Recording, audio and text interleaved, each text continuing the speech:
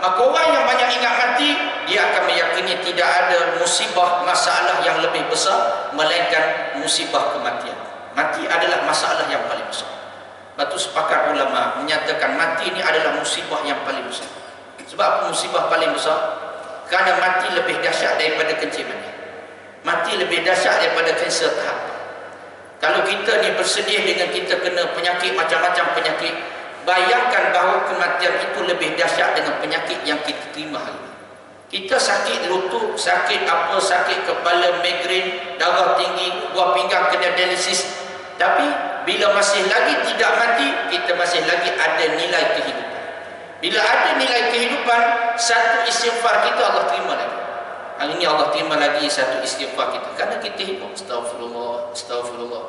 Hari ini Allah Ta'ala terima lagi satu selawat kita kerana kita hidup. Sallallahu alaihi Muhammad ataupun Allahumma salli ala Muhammad.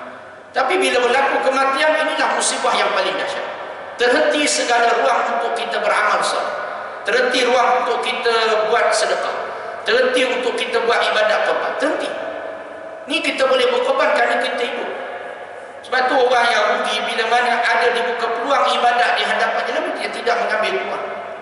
Ya, kerana apa? Kerana bila dia mati, terhenti peluang tersebut. Lepas tu bila nak dekat raya korban ini, saya selalu sebut pada jemaah, siapa yang mampu buat, ambillah walaupun satu bahagian yang murah. Kerana apa?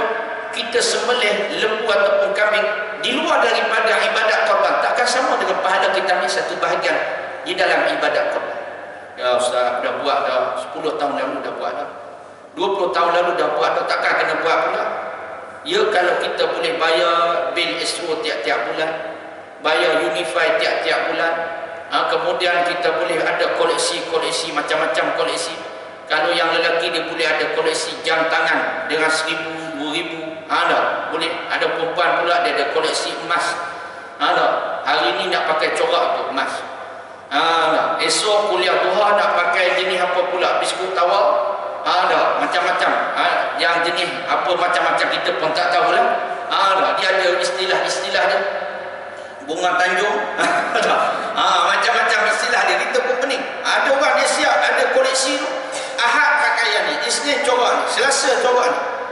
Kalau kita boleh berkira, kalau kita boleh tidak berkira dalam urusan begitu, kenapa ibadat yang setahun sekali, yang kita ada peluang, yang orang mati mengharapkan hidup balik untuk melaksanakan peluang tersebut sebagai kenderaan tunggangannya ke syurga Allah, lalu kita berkira kerana kita masih lagi ada kehidupan, maka kita hidup buatlah segala kebaikan. Kerana tak sama orang yang menghargai kehidupan, dia buat amal soleh waktu dia hidup, dengan dia mengharapkan kebaikan itu dibuat oleh anak dan zuriat keturunan. Takkan sama.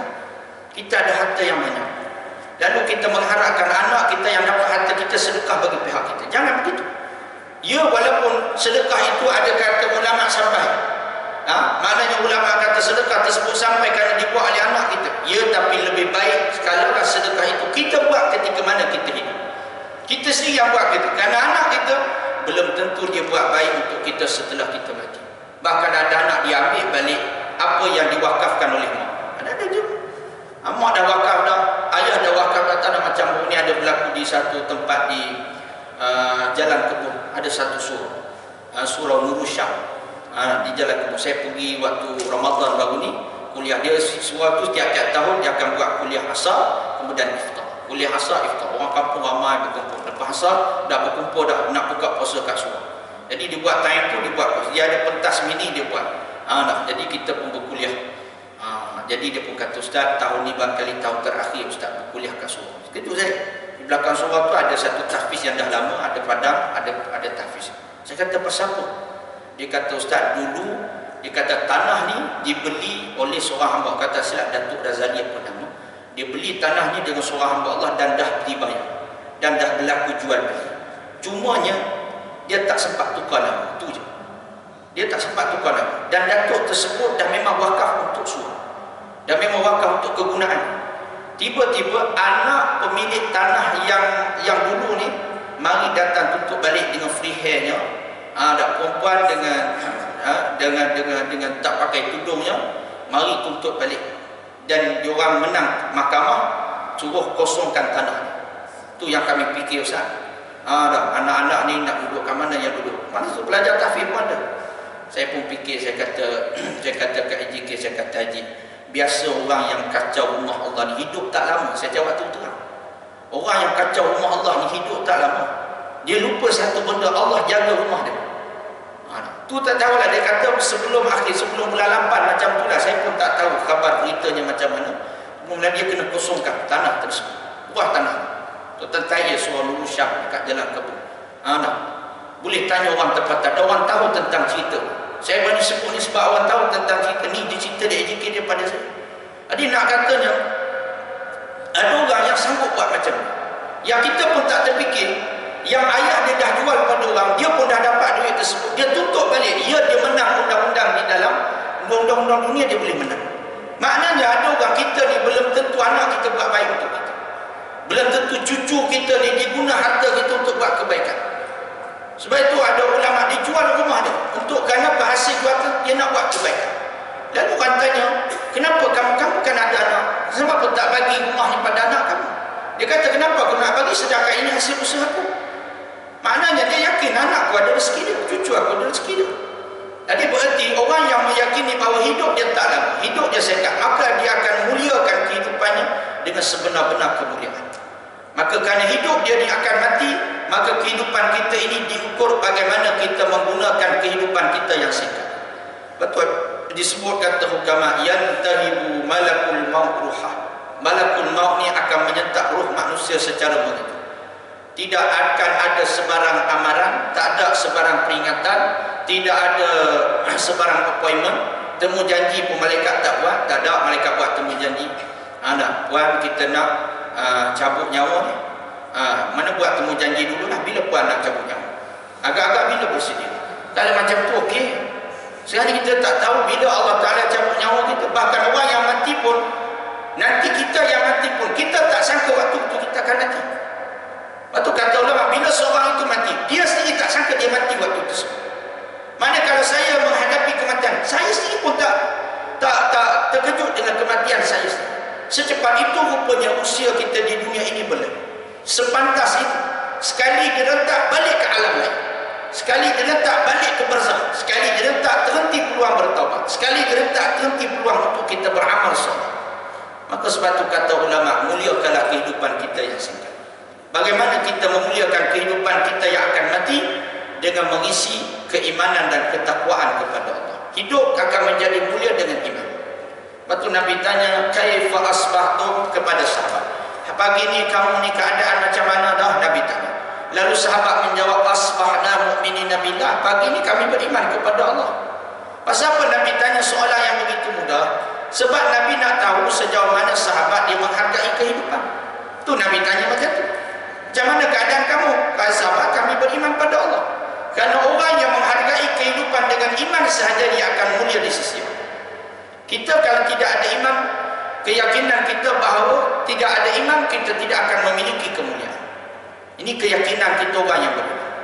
Siapa yang hidup di dunia, dia boleh memiliki perbendaharaan dunia segala isinya, tetapi kalau dia tidak memiliki iman, dia bangsa celaka dunia dan akhirat. Ini keyakinan kita. Makna hidup kita ni kerana iman. Maka dalilnya Allah Ta'ala datangkan kekayaan Qarun. Qarun yang kaya raya, dia tidak boleh membeli iman dan takwa pada Allah, sehingga Qarun mati dalam keadaan dilaknat. Maka begitulah Allah Ta'ala datangkan ada orang yang memiliki pangkat nombor 1 dunia, presiden dunia, seperti mana Fir'aun, tetapi dia tidak memiliki iman, maka dia bangsa celaka dunia dan akhirat. Bahkan dia dijamin tempatnya dalam neraka Allah Subhanahu wa Ta'ala. Jadi nak menunjukkan kepada kita bahawa seseorang itu dia mulia kerana iman. Maka kehidupan kita yang mati ini, maka kehidupan kita yang dikembalikan kepada Allah, mati kalau hidup ini dengan kematian iman dan takwa pada Allah. Tu yang kita sungguh sangat datang mengaji, korban masa kita. Ya, walaupun sekarang ni orang kata musim raya pun tak habis lagi, kenduri pun banyak. Kenduri pun banyak. Tengok muka ustaz dah nampak macam gulai dah. Dia kata musim open house tak habis. Ini saya pun tanya bulan Syawal, ini saya tanya seorang Allah, berapa jemputan? Dia kata ada 14 jemputan. Kejut kita, 14 jemputan. Kita 4 jemputan nak mampu dah pergi.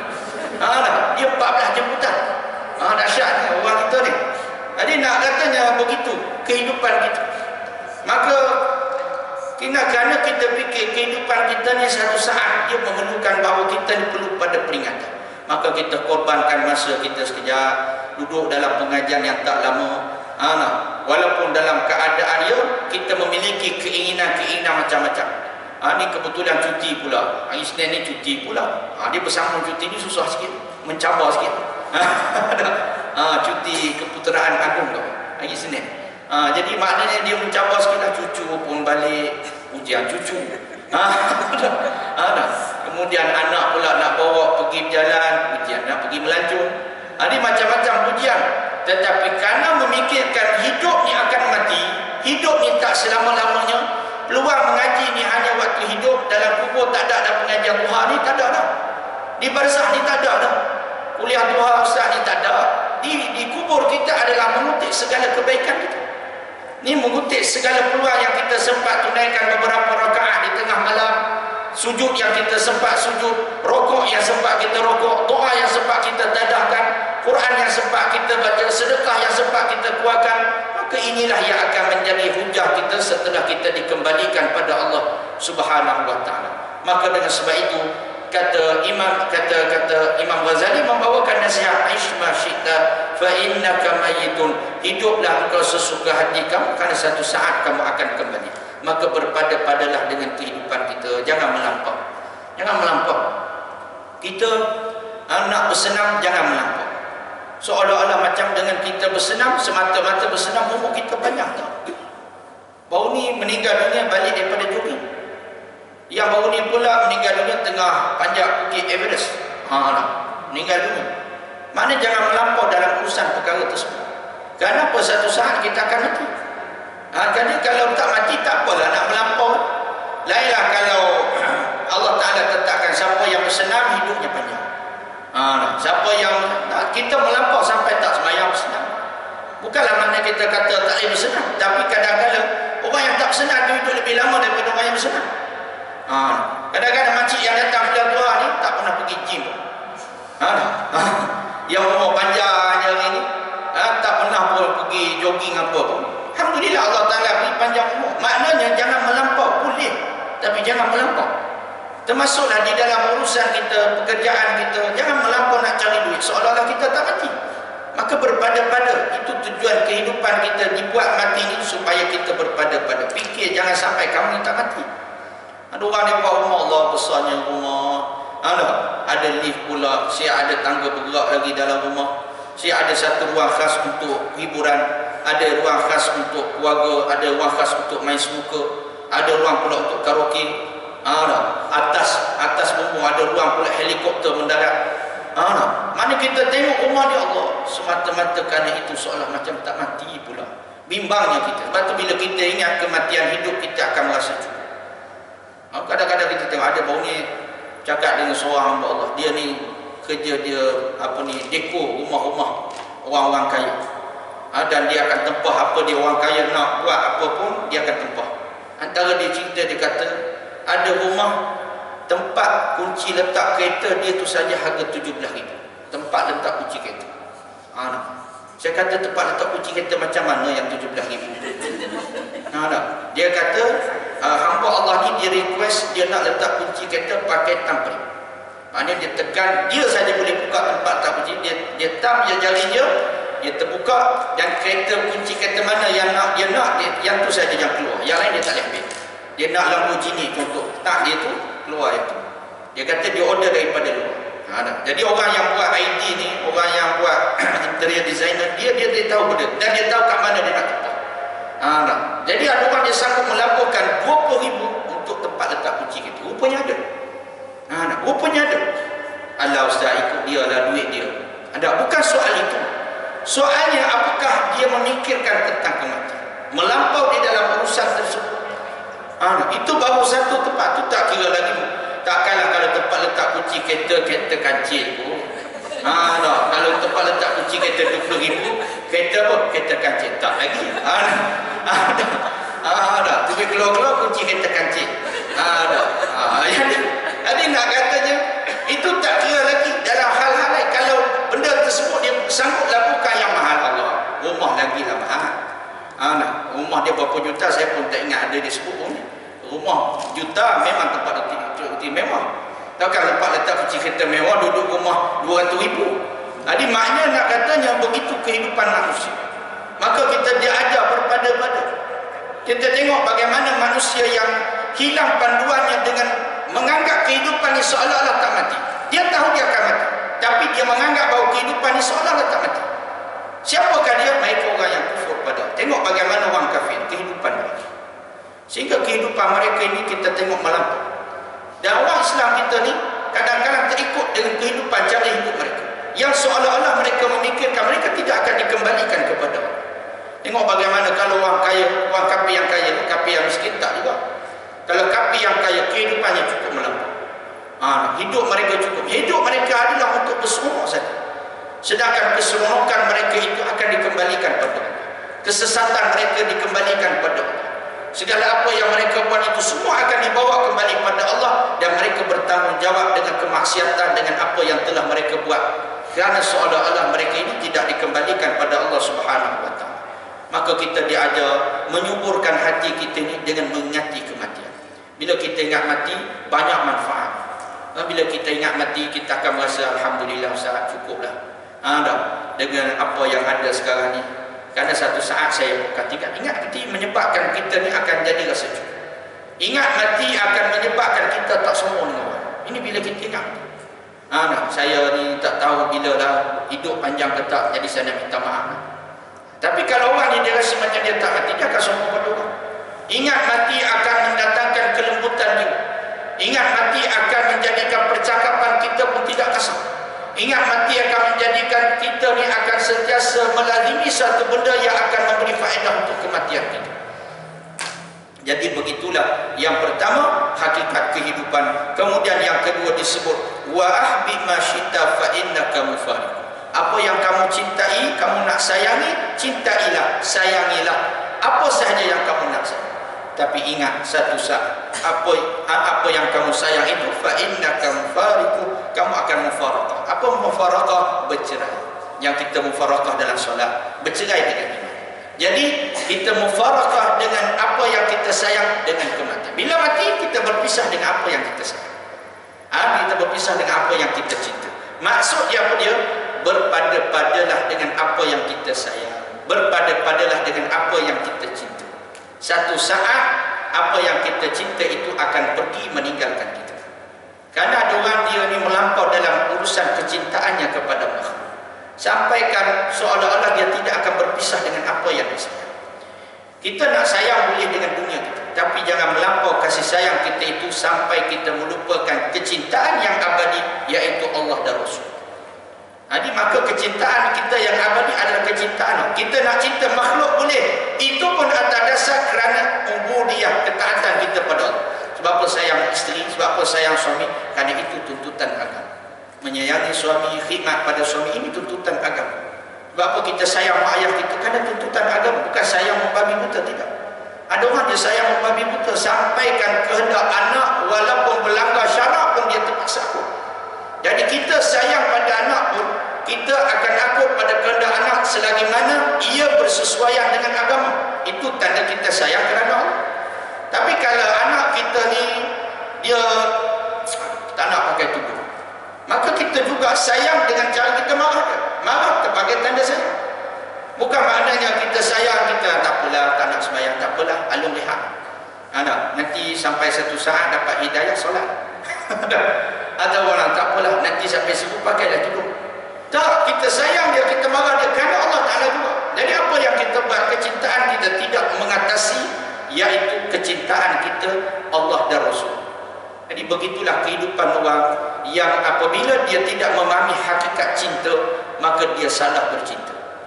Sehingga dia merasakan bahawa dengan cara dia menyayangi makhluk itu adalah kecintaan yang semu. Sehingga satu saat kecintaan itu membawa kepada buta hati. Cinta pada makhluk sampai tidak peduli halal dan haram yang disuap kepada anak dan isteri. Cinta kepada makhluk sampai tak peduli iaitu dosa dan pahala. Jadi ini orang yang bila mana cintanya sudah membutakan mata hati, maka termasuklah kecintaan kita kepada dunia. Jangan melampau, kerana satu saat kita akan berpisah. Tak ada apa yang kita tidak berpisah. Maka setiap orang ni kecintaannya berbeza-beza. Ada orang yang sayang hobi, ada orang yang sayang binatang peliharaan, cinta berbeza. Ada orang yang sayang suami, ada yang sayang anak, ada anak sayang juga tapi lagi sayang cucu dia. Ada yang macam tu, kecintaan yang berbeza. Ada orang cucu tak ada, anak tak ada, dia duduk main dengan kucing dia sayang kucing dia. Tapi berpada-padalah ni, janganlah sampai melampau kecintaan kita pada kucing. Allah melampau. Makanan kucing mahal pada tuan kucing. Makanan kucing, dia sayang dia punya makan kucing. Makanan kucing mahal, sanggup dia beli, tak ada masalah. Ada orang dia pasang aircon rumah dia pun kerana kucing. Kucing dia tak boleh hidup panas. Kalau panas nanti sakit, maka dia terpaksa pasang aircon. Ada yang macam tu. Jadi begitulah kita ni, bahawa menyedari hakikat apa yang tidak berpisah dengan kita, kecintaan kita terhadap amal soleh. Yang ini tak berpisah dengan kita.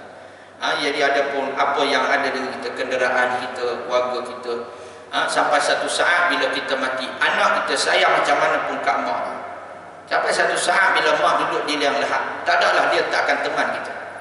Dia terpaksa balik. Bila balik, lapar makan nasi, hilang sedih. Itu je lah. Setahun, 2 tahun, masuk 10 tahun, tak ingat dah kubur mak kat mana. Baru ni adalah saudara saya, dia buat kumpul ahli-ahli keluarga dia. Dia nak pergi ziarah kubur Tok Wan dia. Yang dah lama dah tak pergi ziarah. Kumpul hari raya baru ni, kumpul-kumpul, pergilah ke kubur. Tengok kau sampai ke kubur, tak jumpa cari kubur kat mana. Dah lama sangat je. Tak jumpa cari kubur. Balik saja, tak tiarah terus hari tu. Jadi dia orang berbakat balik, kumpul balik, buat satu misi lagi, bukan ziarah, misi cari kubur. Misi cari kubur. Nasib baik jumpa balik kubur. Maknanya itu hakikat manusia yang kita sayang. Sampai satu saat dia pun lupa kubur kita kat mana. Dan siapa yang berteman kita ni? Tu Quran yang kita baca tu lah. Sedekah kita, amal pengajian kita, dan juga macam-macam perkara yang akan menemani kita. Maka dengan sebab itulah apa yang kita sayang jangan sampai mengatasi kecintaan kita kepada Allah dan Rasulnya. Dan kemudian hakikat amalan pula disebut wa'amal syi'ta fa innaka majziyun bih. Dan beramalah apa sahaja yang engkau kehendaki, buatlah apa sahaja yang engkau kehendaki, kerana engkau pasti akan dibalas mengikut amal perbuatanmu. Maka apa yang nak disampaikan berpada-pada di dalam amalan kita. Pastikan amalan yang kita buat bertepatan dengan syarak. Perbuatan yang kita buat ini tidak bersalahan pada syarak, tidak bersalahan pada perintah Allah Subhanahu wa taala. Kita nak buat ibadat kita, pergaulan kita, dari sudut bangun tidur sampai kita tidur balik, biar semua itu adalah bersandarkan kepada agama. Kerana setiap perbuatan kita ni ada hisab di sisi Allah, ada jaza di sisi Allah Subhanahu wa taala. Jadi apa yang kita buat ni Allah Ta'ala pasti balas, sekecil-kecil perbuatan sampailah sebesar-besar perbuatan. Ini yang benda yang paling mengejutkan manusia. Di akhirat kelak apabila melihat buku catatan amalan masing-masing, bila mana Allah Ta'ala membentangkan, iaitu catatan-catatan amal kepada orang yang berdosa kepada Allah. Lalu mereka pun berkata, ya wailatana, celakalah kami pada hari ini. Orang yang berdosa ni bila dia tengok buku catatan amalan yang dia pun kata, celakalah kami, ya wailatana. Sebab apa mereka mencelakakan diri mereka? Sebab mereka membayangi betapa banyaknya kesalahan yang mereka buat pada macam kita. Keluar tiba-tiba ada roadblock.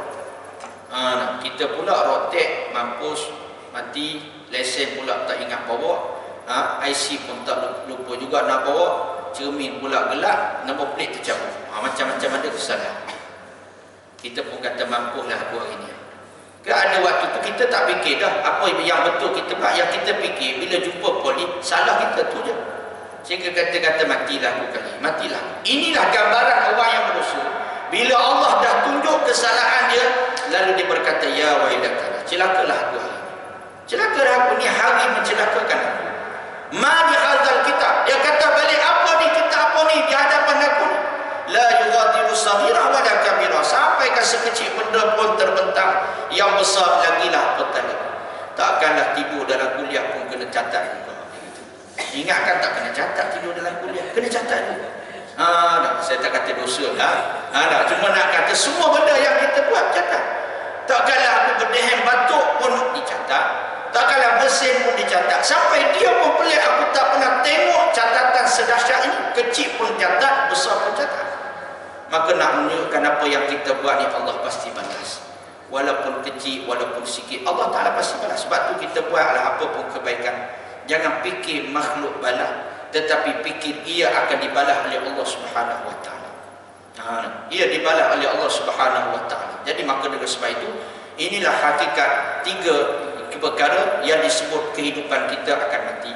Apa yang kita cinta akan berpisah, dan apa yang kita beramal itu pasti dibalas oleh Allah. Maka jangan pernah putus asa untuk buat kebaikan.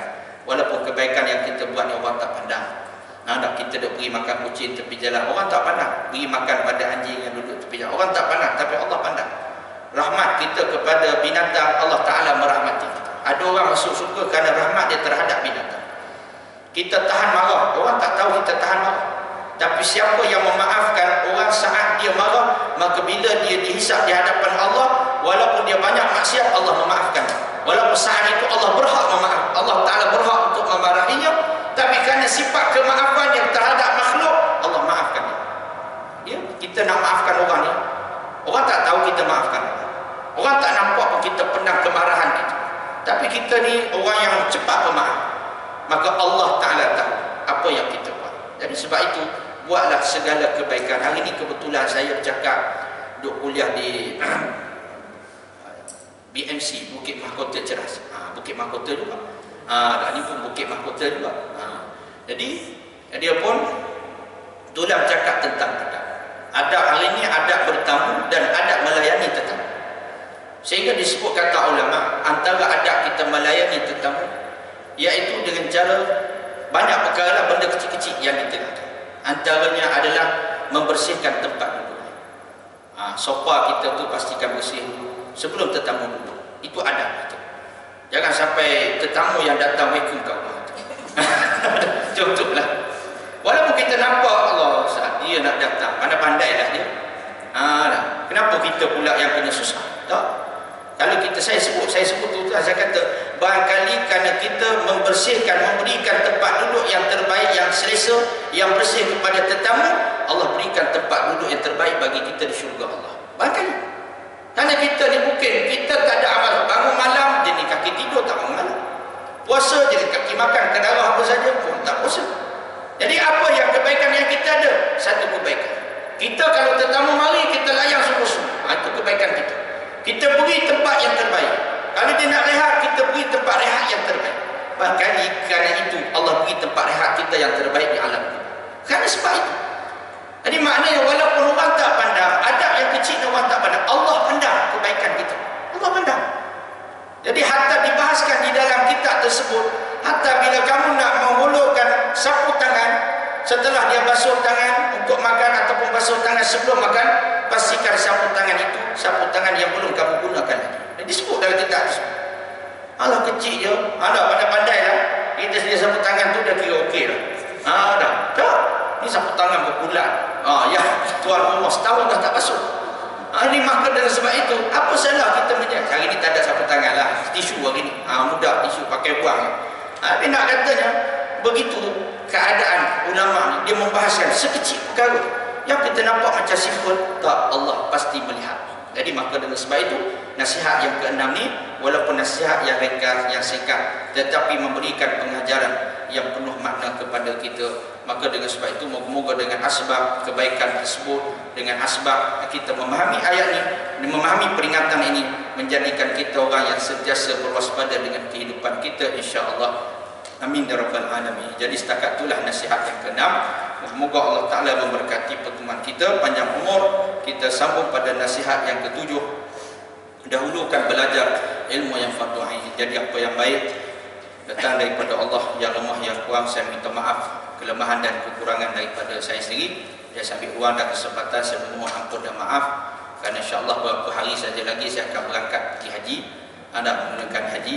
Saya pun dapat tahu last minute Zahafiz Travel yang taja saya. Last minute saya pun tak bersedia sebenarnya, tiba-tiba saja. Tapi kan dalam sebulan sebelum macam tu lah. Jadi Datuk Sri Zainal tu dia kata pada saya, dia kata, Ustaz bagi pasport, saya nak hantar Ustaz pergi haji. Itu je. Saya seorang. Saya seorang. Jadi bukan dengan rumah baik, saya seorang. Dia kata saya nak minta ustaz pergi haji. Hari itu saya pun pergi buat urusan. Ada, kita pun taklah mana harapan. Ada, tapi ada berdoa je lah. Ada kuat ada rezeki. Baru ni semalam dia beritahu sama ada 10, 11 ataupun 12 dia tengah request flight. Ada bersama dengan pekerja dia yang lain. Jadi maknanya itulah saya kata saya pun terkejut. Ada rezeki yang tidak disangka-sangka. Yang saya pergi, saya dia start tukang masak saya. Tukang masak saya ni kali kedua dia pergi. Kali kedua dia pergi haji sebab travel ni dia pakai khidmat tukang masak saya ni untuk memasak untuk jemaah di sana. Jadi dia dapat rezeki dia lah. Dia dapat 2 kali pergi. Saya tengok kadang-kadang saya duk perhati pada tukang masak saya ni. Saya tengok apalah amalan dia sampai Allah Ta'ala jemput 2 kali pula tu. Satu je yang saya kenal dia ni, setiap kali dia masak, dia beli barang mentah, dia akan kurangkan RM2-30 untuk klaim dia. Sebab setiap kali dia beli barang mentah RM1,730, dia suruh saya bayar RM1,700 je lah.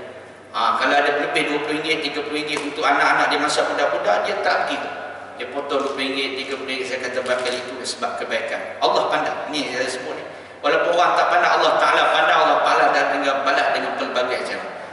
Jadi saya kata barangkali saya pun pergi haji ni pun ada sebab kena doa anak-anak yatim yang sudah bela, fakir miskin yang kita dah bela. Saya kata tu je lah yang kita boleh tolong dan Allah Ta'ala pandang perkara tersebut dan dia tidak akan pernah mensia-siakan.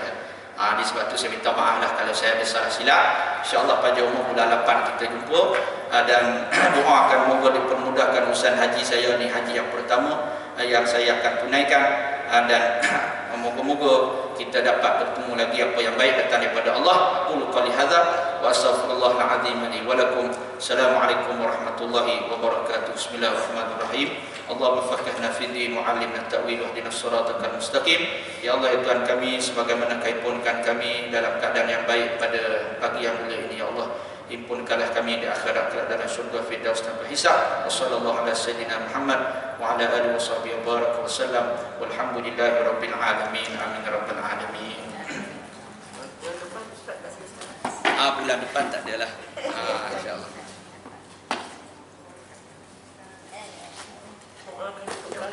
InsyaAllah. InsyaAllah.